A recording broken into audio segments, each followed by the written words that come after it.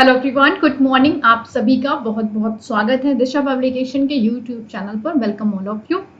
तो इस सीरीज को आगे बढ़ाते हुए आज हम नया टॉपिक डिस्कस करेंगे जिसका नाम है असेसमेंट यानी कि आकलन। और उससे पहले मैं आप सबको कुछ चीजें बता देना चाहूंगी कि अगर आप लोग कंप्लीट एग्जाम की प्रिपरेशन कर रहे हैं, सीटेट आपको दिसंबर वाला देना है, देन आप लोग इस चैनल को सब्सक्राइब करिए और जितने भी वीडियोज हो चुके हैं उन सबको आप लोग देख करके प्रॉपर अच्छे से नोट्स बनाइए ताकि आपका जितनी भी चीजें, जितने भी डाउट है वो सब क्लियर हो सके। वन मोर थिंग कि यहाँ पर आपको फुल कोर्स जो सीडीपी का है वो मैं आपको कवर कराऊंगी। और साथ ही साथ अगर आप लोगों को तैयारी करनी है और आप बुक्स परचेज करना चाहते हैं, देन आप लोग दिशा पब्लिकेशन की अमेजोन से आप लोग बुक परचेज कर सकते हैं। लिंक डिस्क्रिप्शन बॉक्स में अवेलेबल है, तो उनको आप परचेज करिए और कंप्लीट तैयारी करना आप लोग स्टार्ट करिए। वन मोर थिंग, यहाँ पर मॉक टेस्ट, प्रैक्टिस टेस्ट और साथ ही साथ आपकी सीडीपी और सभी सब्जेक्ट की बुक्स अवेलेबल हैं। आप किसी भी एग्जाम की तैयारी के लिए दिशा पब्लिकेशन की बुक के ऊपर 110% रिलाई कर सकते हैं। Okay, and without any doubt. Okay, तो भाई फर्स्ट टाइम अगर आप लोग चैनल पे ज्वाइन किए हैं, देन प्लीज सब्सक्राइब कीजिए और शेयर जरूर करिए अपने दोस्तों के साथ में। और इससे पहले जो मैंने टॉपिक डिस्कस किया था वो इंडिविजुअल डिफरेंसेस था। आज अगला सिलेबस के अकॉर्डिंग टॉपिक आपका असेसमेंट है यानी कि आकलन। तो इस टॉपिक को हम लोग डिस्कस करेंगे और आगे बढ़ते हैं। आइए,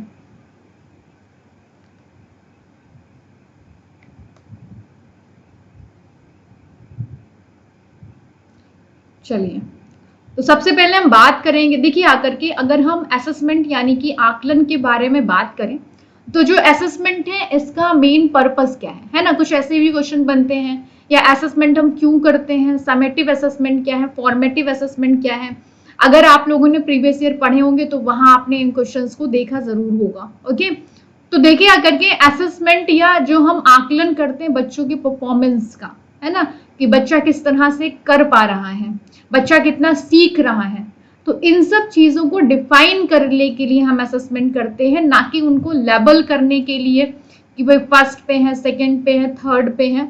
इन सब चीजों के लिए हम असेसमेंट नहीं करते। असेसमेंट करने का मेन मोटिव यही होता है कि बच्चे ने कितना सीखा है और किस तरह से वो सीख रहे हैं। आगे कुछ चीजें प्लान में चेंजेस करना या अपने टीचिंग मेथड में हमें चेंजेस तो नहीं करने, तो इन्हीं चीजों के ऊपर हम वर्क करते हैं। ओके, आइए तो आगे हम देखते हैं। चलिए, आकलन का प्रयोग मीन्स जो असेसमेंट है आपका, इसका जो हम यूज करते हैं वो जितने भी हम प्रोग्राम क्रिएट करते हैं, जो भी स्टूडेंट की लर्निंग है उसको इम्प्रूव करने के लिए हम करते हैं। सुधार को परिभाषित, डिफाइन करने के लिए किया जाता है। ओके, कि बच्चा किस तरह से सीख रहा है और उसको सीखने में किसी तरह की परेशानी तो नहीं आ रही है, और वो बच्चा सीख पा रहा है कि नहीं सीख पा रहा है। ठीक है, और यहाँ पर आगे अगर हम बात करें तो बच्चों की लर्निंग को बढ़ाने के लिए और बच्चों के डेवलपमेंट को बढ़ाने के लिए, बच्चे की जो नॉलेज है उसको डिफाइन करने के लिए हम यहाँ पर क्या करते हैं, हम पूरा जानकारी कलेक्ट करते हैं और उसी के अकॉर्डिंग हम करेंगे कि इस चीज को हम प्लान करें। ठीक है, और बच्चों को हम तैयारी करवाएं। ठीक है, तो ये मेन मोटिव आपका होता है असेसमेंट का, आकलन का, कि बच्चे के बारे में जानकारी कलेक्ट करना, बच्चा कितना सीख पा रहा है, क्या नहीं सीख पा रहा है ना। इन सब चीजों को हम लोग देखते हैं असेसमेंट में। ओके, सिर्फ इतना पर्पस है, मेन मोटिव है असेसमेंट को करने का। अब अगर हम आगे चले और बात करें आकलन के प्रकार कितने हैं, असेसमेंट के टाइप कितने हैं, तो असेसमेंट में मेजरली 3 टाइप आपके आते हैं। एक है आपका भाई फॉर्मेटिव असेसमेंट यानी कि रचनात्मक आकलन, और दूसरा है आपका समेटिव असेसमेंट यानी कि योगात्मक आकलन, और तीसरा है आपका डायग्नोस्टिक असेसमेंट यानी कि आपका निदानात्मक आकलन। ठीक है, तो हम इसको समझ लेते हैं यहाँ पर, बाकी दोनों को आगे हम डिफाइन कर लेंगे। ओके, मैं देखती हूँ अगर पेन का कलर चेंज हो जाए तो कुछ ऐसा पॉसिबल है क्या।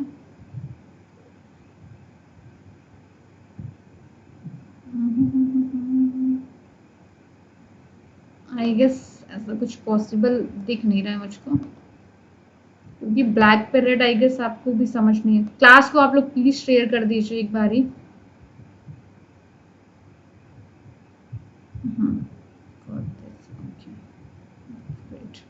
चलिए, तो निदानात्मक आकलन हम क्यों करते हैं। डायग्नोस्टिक असेसमेंट इसलिए होता है कि जो बच्चे की कमी है ना, जो भी बच्चों की कमियां हैं, तो कमी का पहचान करने के लिए, ओके, कमी की पहचान करने के लिए, ओके, हम डायग्नोस्टिक असेसमेंट करते हैं।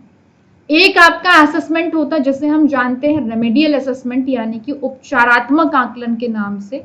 तो भाई उपचारात्मक आकलन में क्या होता है उसको भी आप लोग देखिए, मैं आपको बताती हूँ। देखो यहाँ पर डायग्नोस्टिक में हम बच्चे की कमी की पहचान करेंगे, लेकिन उपचारात्मक में जब हम बात करते हैं तो यहाँ पर हम कमी को दूर करने के बारे में बात करते हैं, ठीक है। जो भी प्रॉब्लम है, जो भी चीजें हैं, इनको हम खत्म यानी कि दूर करने के ऊपर बात करते हैं, ओके। तो ये मेन आपका हो गया डायग्नोस्टिक और आपका रेमेडियल।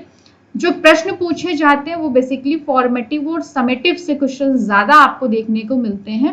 तो इस पॉइंट को हम डिस्कस करते हैं और आगे बढ़ते हैं। सबसे पहले हम बात करेंगे फॉर्मेटिव असेसमेंट के बारे में कि भाई रचनात्मक मूल्यांकन होता क्या है, ओके। आइए तो हम बात कर लेते हैं फॉर्मेटिव असेसमेंट पे। देखिए फॉर्मेटिव असेसमेंट एक ऐसा टूल है ना, जहां पर हम बच्चे की लगातार असेसमेंट करते हैं, कंटिन्यू।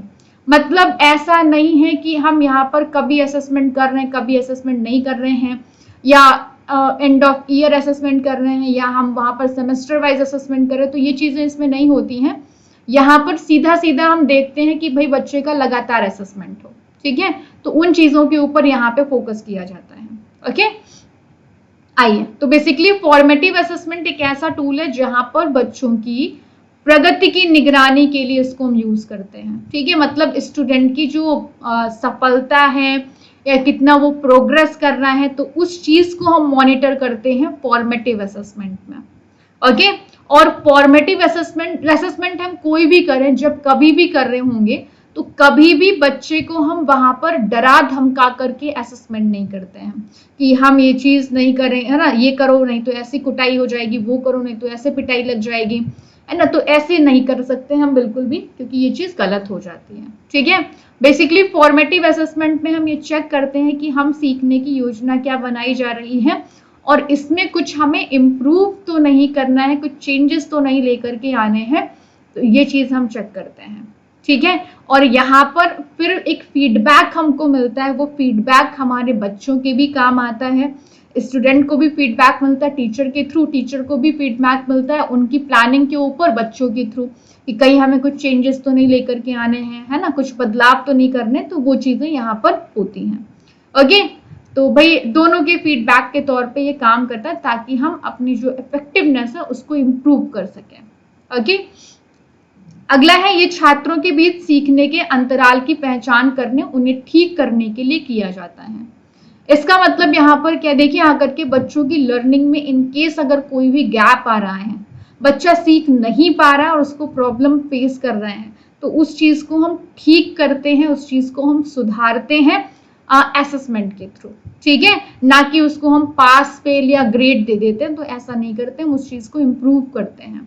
तो ये चीज होती है फॉर्मेटिव असेसमेंट में। फॉर्मेटिव असेसमेंट के लिए हम बच्चों को ऑब्जर्व कर सकते हैं क्लासरूम में, उनको हम प्रोजेक्ट दे सकते हैं, यूनिट टेस्ट हम दे सकते हैं, क्लास वर्क, होमवर्क, है ना, कुछ असाइनमेंट दे सकते हैं, या वीकली टेस्ट दे सकते हैं, ओरल क्वेश्चंस ले सकते हैं, या लेसन के अंदर में हम कोई क्विज या कंपटीशन हम बच्चों को करा सकते हैं। तो इसके थ्रू हम बच्चे का फॉर्मेटिव असेसमेंट कर सकते हैं। ये टूल्स हैं फॉर्मेटिव असेसमेंट के। तो आई गेस यहाँ तक आप सबको समझ में आया होगा, ठीक है। अब हम आगे चलते हैं और डिस्कस करते हैं अगली चीजों को। आइए अब हम बात करेंगे समेटिव असेसमेंट के बारे में, योगात्मक आकलन को। तो योगात्मक आकलन जैसे कि जो कि एक साल के अंत में होता है ना, एंड ऑफ ईयर। अब देखिए आकर के मैं आपको बता दूं, एंड ऑफ ईयर में जैसे कि हम वार्षिक परीक्षा बच्चों की लेते हैं, ओके, या हम सेमेस्टर का एग्जाम जो बच्चों का लेते हैं, तो योगात्मक आकलन यानी कि समेटिव असेसमेंट उन टेस्ट को या उन एग्जाम को दर्शाता है जो सेमेस्टर के एंड में या जितने भी लेसन या पूरा कोर्स खत्म होने के बाद, एक साल के बाद हम लेते हैं। जैसे कि एनुअल वार्षिक परीक्षाएं हमारी हो गई, है ना, या हमारे जो सेमेस्टर वाले एग्जाम होते हैं, 6-6 मंथ पे जो एग्जाम होते हैं, तो ये आपके आ जाते हैं समेटिव असेसमेंट पे। यहाँ पर बच्चे कोई भी प्रॉब्लम फेस करा तो उस चीज को हम दूर कर ही नहीं सकते हैं। तो बेसिकली इसमें हम बच्चे के अचीवमेंट को चेक करते हैं, उपलब्धि, उसने कितना हासिल किया है। इस चीज को यहाँ पर हम चेक करते हैं। ठीक है, कौन कौन से टूल्स हो सकते हैं समेटिव असेसमेंट के? तो भाई क्लासरूम प्रोजेक्ट दे सकते हैं, एनुअल एग्जाम आपके हो गए, आपके सेमेस्टर एग्जाम हो गए, जितने स्टैंडर्डाइज्ड अचीवमेंट टेस्ट लाइक जैसे नहीं हम लोग सीटेट भी देते तो वो किस में आता है? वो आपके समेटिव में ही आता है। ओके, या बाइवा हो गया, या बच्चों का परफॉर्मेंस हम मेजर कर रहे हैं, तो ये सब साल के अंत वाले टेस्ट में ही तो हो पाता है। तो समेटिव असेसमेंट, इसीलिए हम समेटिव असेसमेंट के ऊपर ज्यादा फोकस नहीं करते हैं, हम फॉर्मेटिव असेसमेंट को ज्यादा ध्यान देते हैं, ज्यादा बढ़ावा देते हैं। हालांकि हम ध्यान देते हैं सतत और व्यापक मूल्यांकन पे, जिसमें फॉर्मेटिव असेसमेंट भी होता है और समेटिव असेसमेंट दोनों ही होते हैं। ओके, तो इन चीजों को हम आगे डिस्कस करेंगे। आइए,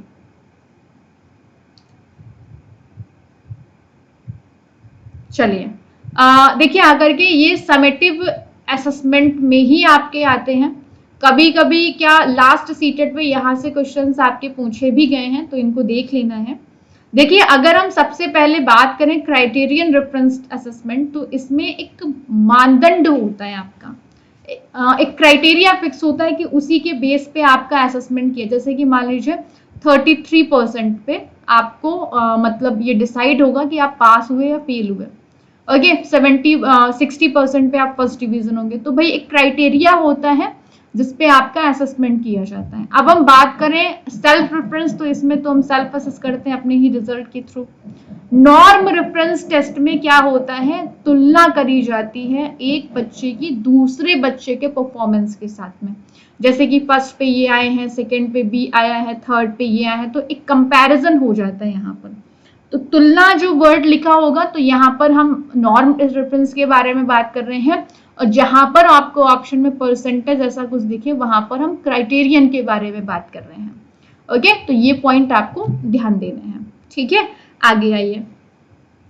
अब हम बात करते हैं सतत और व्यापक मूल्यांकन सीसीई के बारे में। अब इस टाइम पे करंट में हम इसी चीज के ऊपर फोकस कर रहे हैं। तो भाई सीसीई यानी कि कंटिन्यूअस एंड कॉम्प्रिहेंसिव इवैल्यूएशन में फॉर्मेटिव असेसमेंट और समेटिव असेसमेंट दोनों ही आपके होते हैं इन्वॉल्व। 40% होता है आपका फॉर्मेटिव और समेटिव होता है 60%। ठीक है, तो बेसिकली बच्चे का लगातार असेसमेंट, कंटिन्यूअस का मतलब ही हो गया कि बच्चे का लगातार असेसमेंट किया जाए, और व्यापक का मतलब ही हो गया कि बच्चे के हर एक पक्ष का असेसमेंट किया जाए। ठीक है, तो सीसीई का जो उद्देश्य है, सतत और व्यापक मूल्यांकन का जो पर्पस है, जो मेन मोटिव है, वो यही है कि बच्चे का नियमित अंतराल पर और इनका होलिस्टिक जितने भी पक्ष हैं उन सब का असेसमेंट किया जाए। ठीक है, और ये ध्यान दिया जाए कि बच्चा किस एरिया में प्रॉब्लम फेस कर रहा है, तो उन चीजों को दूर करने के लिए हम रेमेडियल तरीकों को अपनाएं। ओके, और जिसके बेस पे बच्चे का हम ओवरऑल डेवलपमेंट मेक श्योर करेंगे। ओके, तो कंटिन्यूअस का मतलब है कि बच्चे का लगातार असेसमेंट किया जाए, रेगुलर। ओके, अगला है कॉम्प्रिहेंसिव का मतलब है कि भाई यहाँ पर बच्चे के हर एक पक्ष का, चाहे वो शिक्षा के क्षेत्र से जुड़े हो, चाहे वो नॉन कॉग्निटिव मीन्स खेल कूद हो गया, आर्ट हो गए, इनसे जुड़े हो, तो हर एक पक्ष को हम डेवलप करने के ऊपर फोकस करते हैं। ठीक है, तो ये तो हो गया सतत और व्यापक मूल्यांकन। अब करंट में हम इसी के ऊपर जोर देते हैं। ओके, आइए। तो भाई role of CCE in teaching learning process, शिक्षक और अधिगम की प्रक्रिया में सतत और व्यापक मूल्यांकन का रोल क्या है? देखिए आकर के शिक्षण अधिगम प्रक्रिया में जब हम सतत और व्यापक मूल्यांकन को अपनाते हैं, तो हमें वहां पर हर एक एस्पेक्ट को इवैल्यूएट करना होता है। ओके, तो फिर हम यहाँ पर एक्टिविटीज को भी इंक्लूड कर लेते हैं साथ में। ओके, तो ये चीज हो जाएगी कि भाई एक्टिविटीज इंक्लूड हो जाएंगी।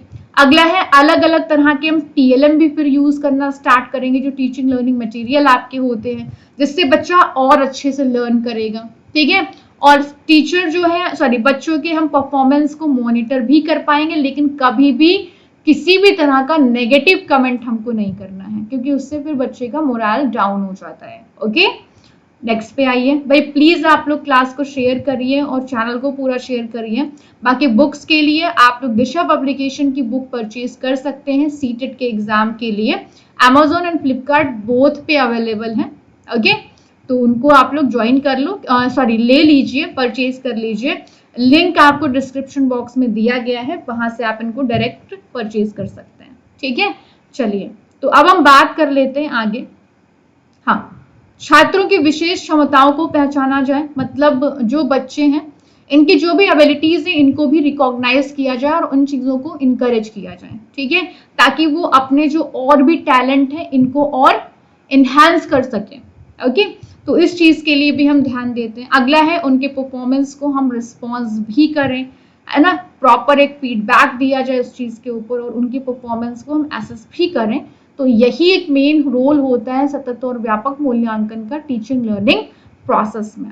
ओके, चलिए तो आगे हम चलते। प्लीज आप लोग नोट्स जरूर बनाइए, क्योंकि मैं एक एक चीज आपको सब कुछ टॉपिक वाइज पढ़ा रही हूँ, सब कुछ आपको प्रोवाइड कर रही हूँ। ठीक है, चलिए तो भाई अब हम बात कर लेते हैं असेसमेंट फॉर लर्निंग और ऑफ लर्निंग। देखिए आकर के असेसमेंट फॉर लर्निंग होता है बच्चे की प्रगति यानी कि प्रोग्रेस को चेक करने के लिए, और ऑफ लर्निंग होती है बच्चे की उपलब्धि यानी कि अचीवमेंट को चेक करने के लिए। ठीक है, अब देखिए आकर के ध्यान दीजिएगा, ये जो आपका असेसमेंट फॉर लर्निंग होता है ये शिक्षण अधिगम प्रक्रिया के दौरान होता है। टीचिंग लर्निंग प्रोसेस जो आपका चल रहा होगा ना शिक्षण अधिगम प्रक्रिया के दौरान, ठीक है, तो ये पूरे ड्यूरेशन में आपका, जैसे कि मान लीजिए हमने पढ़ लिया और फिर हमारा टेस्ट ले लिया गया अभी, ओके, तो ये ड्यूरेशन में आपका उसी दरमियान होता है। अब अगर हम ऑफ के बारे में बात करें, असेसमेंट ऑफ लर्निंग आपका कब होता है? हाँ, तो असेसमेंट ऑफ लर्निंग आपका होता है शिक्षण अधिगम प्रक्रिया के एंड हो जाने के बाद में। ठीक है, जब टीचिंग लर्निंग प्रोसेस आपका एंड हो जाता है। अरे भाई शांत रहो, शांत रहो भाई।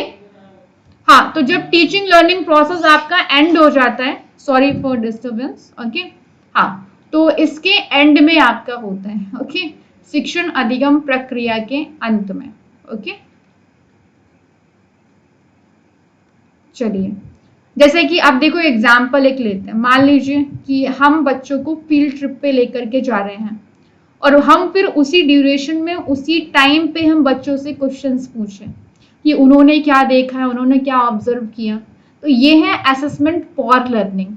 लेकिन जब हम उनको पूरा ट्रिप करा करके वापस क्लास लेकर के आ गए, अब उनसे हम सवाल पूछें, तो ये हो जाएगा असेसमेंट ऑफ लर्निंग। ठीक है, तो जो चीज टीचिंग लर्निंग प्रोसेस के टाइम पे हो रही है वो है असेसमेंट फॉर लर्निंग, और जो एंड ऑफ सेशन या एंड ऑफ टॉपिक है ना तब हो रही है तो उसे हम असेसमेंट ऑफ लर्निंग कहते हैं।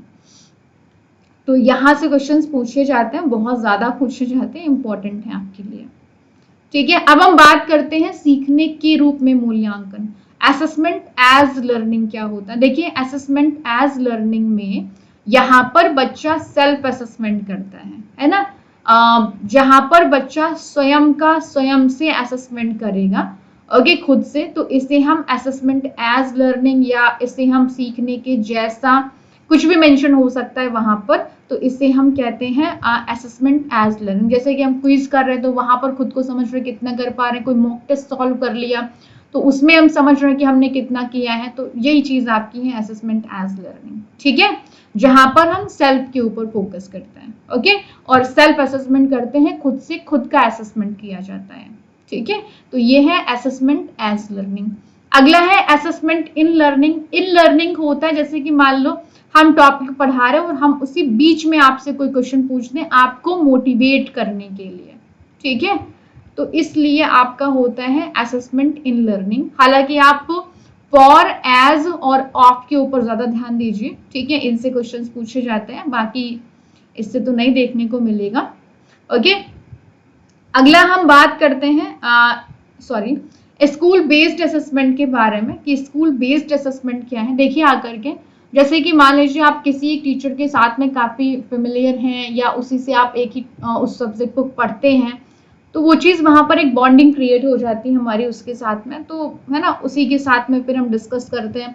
अभी वो कुछ भी पूछेगा तो हम वहां पर हेजिटेट नहीं होते, डर नहीं लगता है, तो हमारा अच्छे से वहां पर एवेल्युएशन हो जाता है। ठीक है, लेकिन यहीं पे अगर कोई बाहर का व्यक्ति आकर के हमसे कोई भी प्रश्न पूछ दे, है ना, जिसको हम जानते ही नहीं है, तो वहां पर फिर हमको थोड़ा सा हेजिटेशन रहता है और थोड़ा डर लगा रहता है, तो वहां पर फिर हमारा परफॉर्मेंस अच्छे से हो नहीं पाता है। ठीक है, तो यही जो हमारी चीज है ना, इसीलिए स्कूल बेस्ड असेसमेंट को लाया गया कि बच्चे का सही ढंग से असेसमेंट हो। ठीक है, सही ढंग से और भय मुक्त, बिना डरे आकलन किया जाए। ठीक है, तो ये है आपका स्कूल बेस्ड असेसमेंट। अब यहाँ पर हम ये नहीं करेंगे कि भाई मतलब आप डरा करके, तो जैसे कि मान लीजिए हम लोग का जब नहीं सेंटर दूसरी जगह जाता है तो हमको थोड़ा डर रहता है, वहां पर हमारा पेपर भी कभी कभी खराब हो जाता है, लेकिन इसीलिए स्कूल बेस्ड असेसमेंट को छोटे बच्चों के लिए लाया गया कि दूसरे विद्यालय में उनका असेसमेंट या टेस्ट या एग्जाम ना लेकर के उनका उसी विद्यालय में लो जहां पर वो पढ़ते हैं, क्योंकि वहां पर हमारी जो भी कमियां हैं, जो भी प्रॉब्लम हम फेस करते हैं, वो सब हमारा टीचर जानता है और अच्छे से असेसमेंट भी हमारा हो सकता है। ठीक है, तो ये चीज आपकी हो गई। तो आई गेस आप सबको असेसमेंट टॉपिक समझ में आया होगा। ओके, क्वेश्चन पूछे जाते हैं असेसमेंट के, मोटिव क्या है, असेसमेंट का करने का तरीका क्या है, formative assessment, summative, as, for, of, इनसे क्वेश्चंस पूछे जाते हैं। हम स्कूल बेस्ड असेसमेंट क्यों करते हैं, ये सब चीजें आपसे पूछी जाएंगी। देखिए, टॉपिक हमेशा करने के बाद में आप लोग प्रैक्टिस जरूर किया करो। ठीक है, वो सबसे ज्यादा इंपॉर्टेंट आपका होता है। चलिए, अब हम बात करते हैं उपलब्धि परीक्षण के बारे में कि भाई उपलब्धि परीक्षण क्या है। ठीक है, उसको डिस्कस कर लेते हैं। Achievement test, wait a minute.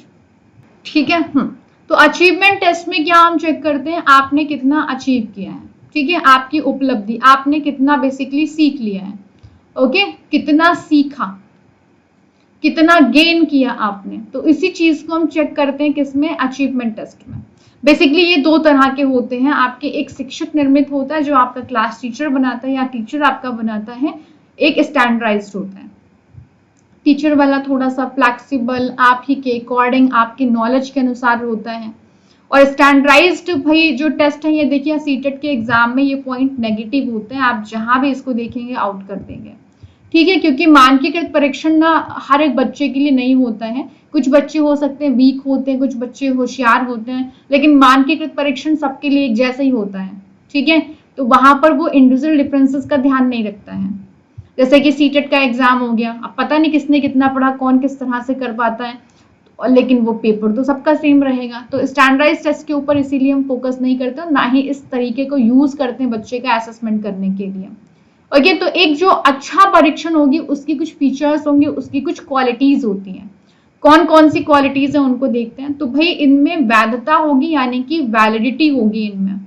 Okay, validity का मतलब है कि हम उस टेस्ट को जिस उद्देश्य के लिए कंडक्ट कर रहे हैं, है ना, जो हमारा पर्पज है उसको करने का, तो उस उद्देश्य की पूर्ति करने वाला हो, उसको फुलफिल करने वाला हो। तो जिस उद्देश्य के लिए परीक्षण लिया गया है उसकी पूर्ति करें। ठीक है, तो ये चीज है आपका वैधता। ओके, वैलिडिटी है, मींस वो टेस्ट आपका वैलिड है। विश्वसनीयता का मतलब कि रिलायबल, है ना, जितनी बार टेस्ट करें उतनी बार रिजल्ट सेम आना चाहिए, समान परिणाम दे। ओके, ये नहीं कि हर बार वो चेंज कर दे रहे हैं, तो हर बार रिजल्ट उसका सेम आना चाहिए। इसका मतलब है कि भाई हमारा जो टेस्ट है वो रिलायबल है। ओके, अगला पॉइंट है आपका वस्तुनिष्ठता, यानी कि ऑब्जेक्टिविटी होनी चाहिए भाई, है ना। ये नहीं कि उसमें एक प्रश्न के दो उत्तर निकल रहे, एक प्रश्न के सारे चारों ही ऑप्शन सही निकल रहे, तो उसका एक ही आंसर होना चाहिए, वहां पर ऑब्जेक्टिविटी होनी चाहिए उसमें।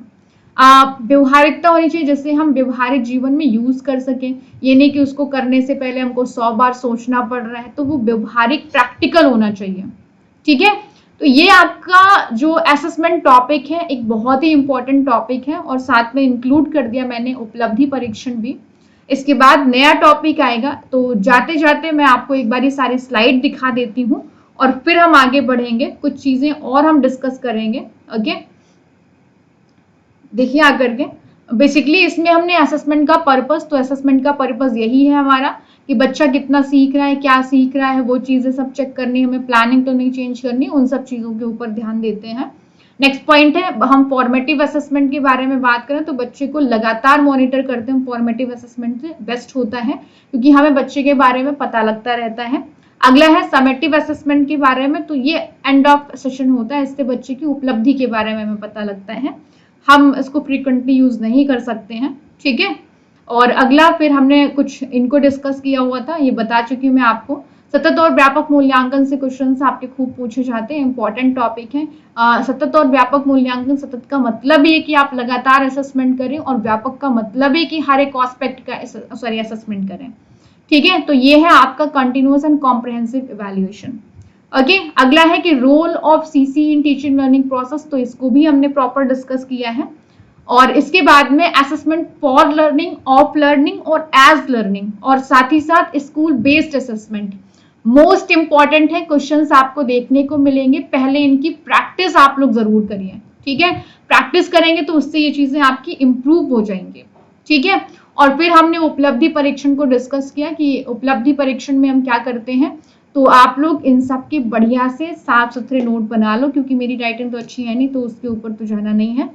ओके, इससे पहले जितने भी सेशन हुए हैं उन सब का आप लोग अच्छा साफ सा नोट्स बना लो, क्योंकि इससे बेहतर, लिख के ले लो, मार्क माय वर्ड, आपको नहीं मिलेगा, ठीक है। आपको इससे बेहतर नोट्स नहीं मिलेंगे, क्योंकि फुल डिटेल्ड नोट्स आपको मैं दे रही हूँ, सारे ओपन बुक भी। ओके, कुछ लोग होते हैं जो आधा पढ़ाते हैं, आधा पढ़ा करके छोड़ देते हैं, मैं आपको फुल नोट्स दे रही हूँ। ओके, मेरे जितने भी हैंड रिटन नोट्स हैं वो सब मैंने पीपीटी के फॉर्मेट में चेंज करके आपको मैं प्रोवाइड कर रही हूँ, ठीक है। बाकी लास्ट अंतर मैं इतना कहना चाहूंगी आप लोगों से कि सीटेट देखिए नोटिफिकेशन जल्दी दे देगा आपका, hopefully within a week या एंड ऑफ दिस मंथ आपको मिल जाएगा। लेकिन दिसंबर में एग्जाम होना तो 110% तय है, क्योंकि पब्लिक नोटिस ऑलरेडी जारी हो चुकी है आपकी, ठीक है। तो आप लोग अच्छे से तैयारी करिए और चैनल के साथ में बने रहिए। बाकी सब्सक्राइब कर लो, ठीक है। और रही बात बुक्स के बारे में, तो दिशा पब्लिकेशन की जो बुक्स प्रीवियस ईयर पेपर की, मॉक टेस्ट की, या अगर हम बात करें आपके सब्जेक्ट वाइज या मास्टर बुक जिनमें सारे सब्जेक्ट होते हैं, वो सब अवेलेबल हैं। आप लिंक दिया हुआ डिस्क्रिप्शन बॉक्स में क्लिक करके वहां से आप Amazon या फ्लिपकार्ट के थ्रू परचेज कर सकते हैं। ओके, सो लेट मत कीजिए, और बहुत अच्छी अच्छी बुक और आने वाली हैं आप सबके लिए, है ना। CDP की अच्छी बुक आने वाली, बाकी सब्जेक्ट की भी धीरे धीरे ऐड हो रही है। ओके, तो आप लोग अच्छे से तैयारी करते रहिए, बस चैनल के साथ जुड़े रहो। CDP कवर होगी आपकी, उसके लिए आप टेंशन मत लो, सारे टॉपिक वाइज पूरी आपको प्लेलिस्ट यहाँ पर मिल रही है, ठीक है। तो हम लोग फिर मिलेंगे अगले एक नए सेशन में, तब तक के लिए bye bye, take care, wish you all the best and good night, thank you so much.